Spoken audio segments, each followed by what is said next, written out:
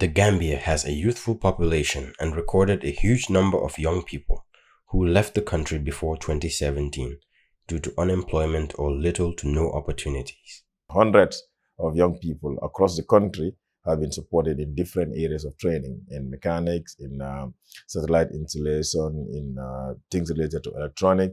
But even those that are interested in farming and gardening and sheep fattening and animal rearing in general, these are all projects that have been ongoing at the ministry level in collaboration with our partners.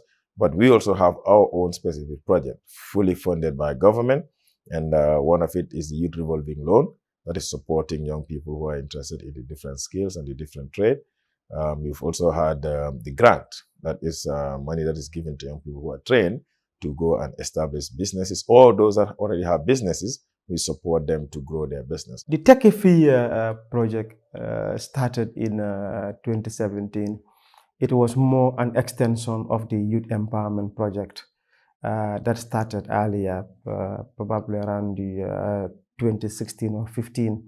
So the Techifi came, basically to support further the gains that were made by the youth empowerment project that was implemented by the ITC. Worked with the government of the Gambia to sort of put together the project, which was the Techifi, meaning you can make it here in the Gambia, and it was launched. It's basically meant to curb youth irregular migration, and the support spans from encouraging entrepreneurship amongst young people, provision of skills.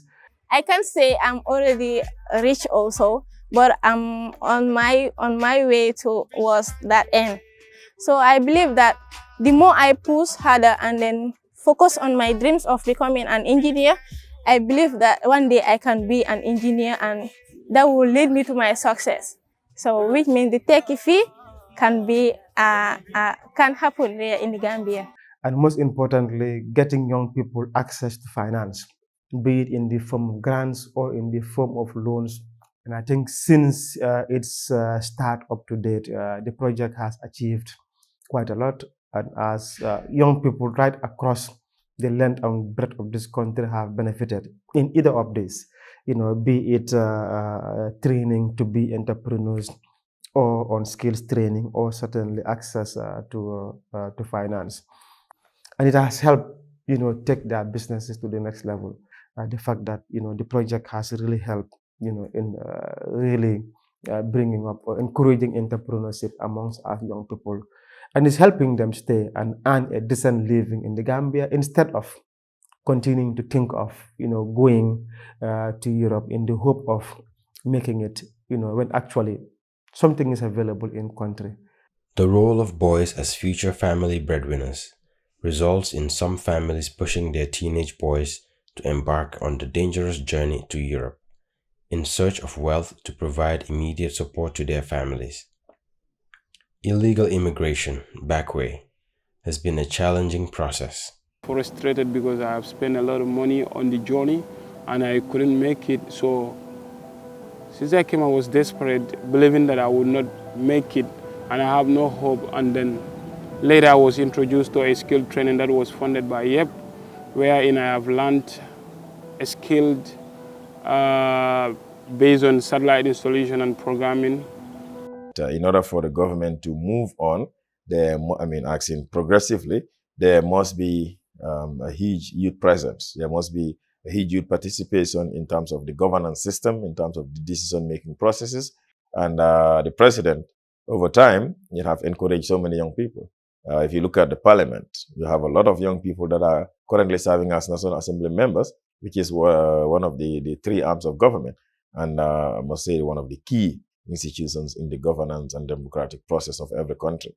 But I'm still a youthful person, and being in the executive is one of the greatest encouragement that the president have given to the young people, that you can be able to serve at that level, even though you are young. And you work as a minister, and you are there to represent the government and the policies and the programs of government. But the young people also see me in them and representing at that level. So that is one of the issues. Outside that, over time, government have created programs that try to reach out to young people at their community level through the National Youth Council and the President International Award Scheme. Basically, the apprenticeship training program is to support young people acquire skills for a sustainable livelihood. We revived the program in 2017. Initially, we started with 150 young people who have completed their training now.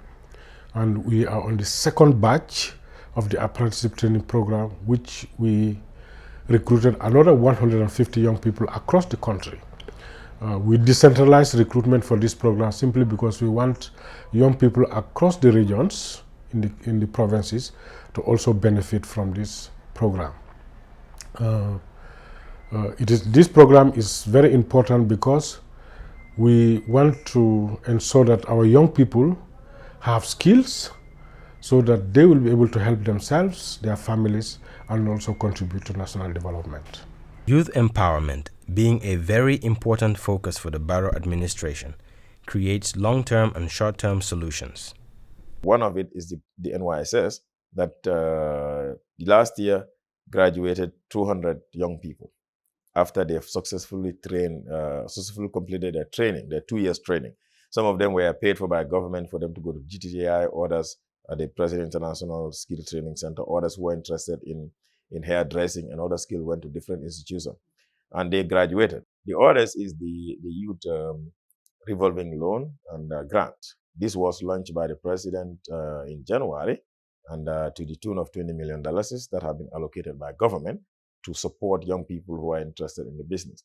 And we've so far seen a lot of young people, about 21 young people that have accessed that loan, and more than about 42 that have been given the grant. And all of them are doing quite well in terms of utilizing that money to use it on improving their business. So these are achievements. But the other achievement is the young people that benefited from the Tech-IFI project.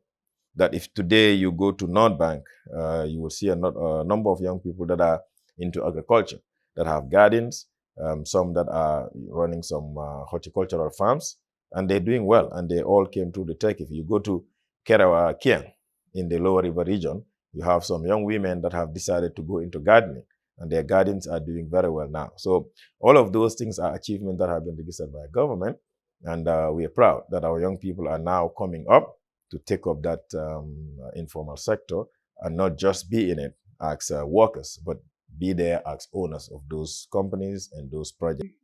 To develop, you need young people. And these young people must have skills.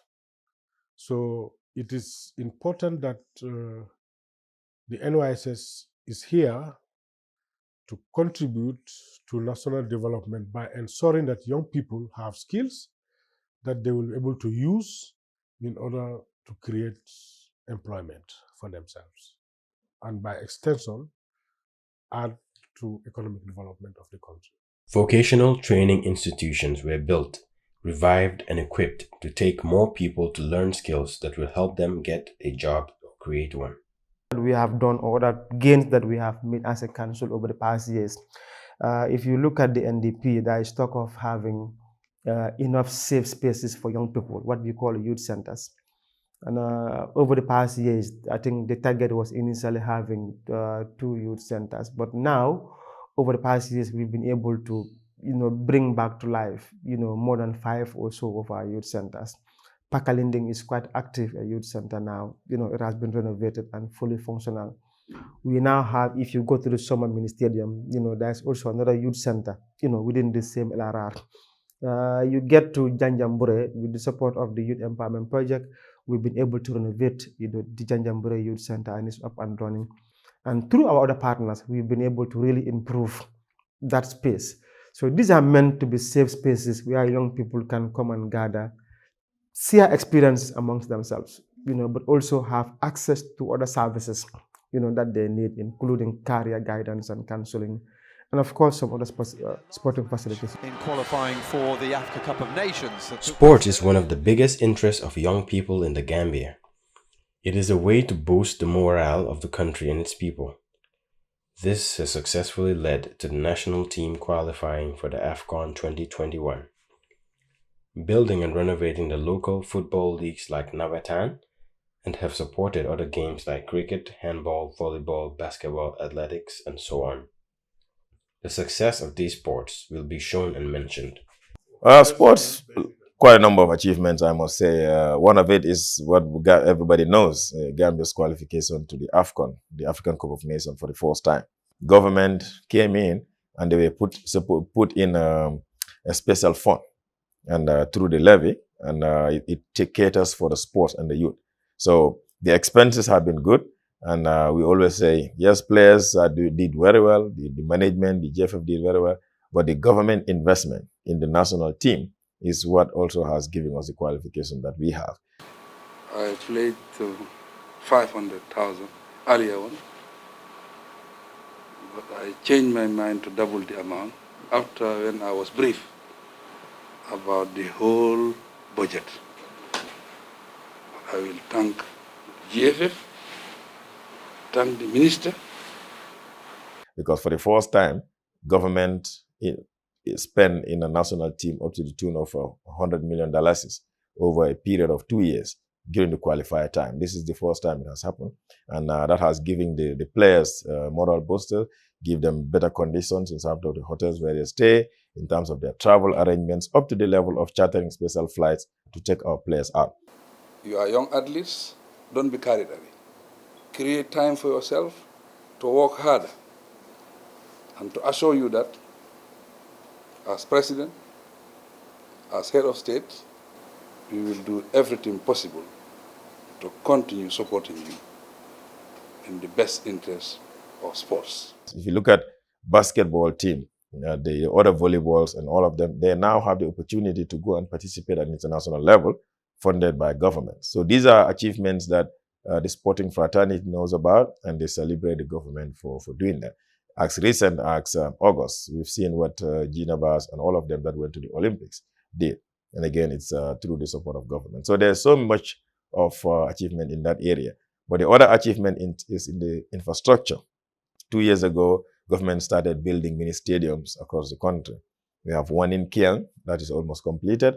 We are currently constructing some. One in Kafuta, another one in Buyam, one in Fulabantang in the CRR, and then another one in Janjambure and in Sandu in the Woolies of URR. So all of these projects are ongoing, and we intend to do some more within the Greater Banjul area and North Bank region. The future of the youth of the country and the promises of change and projects to come for the benefit of young people in this country.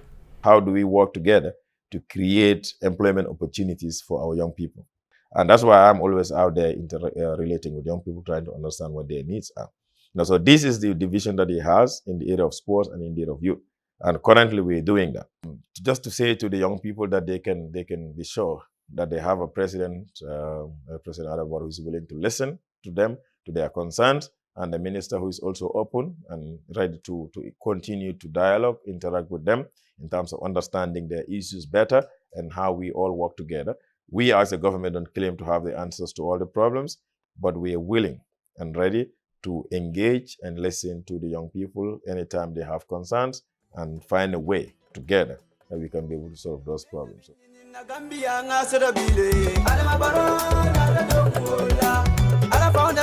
Manso,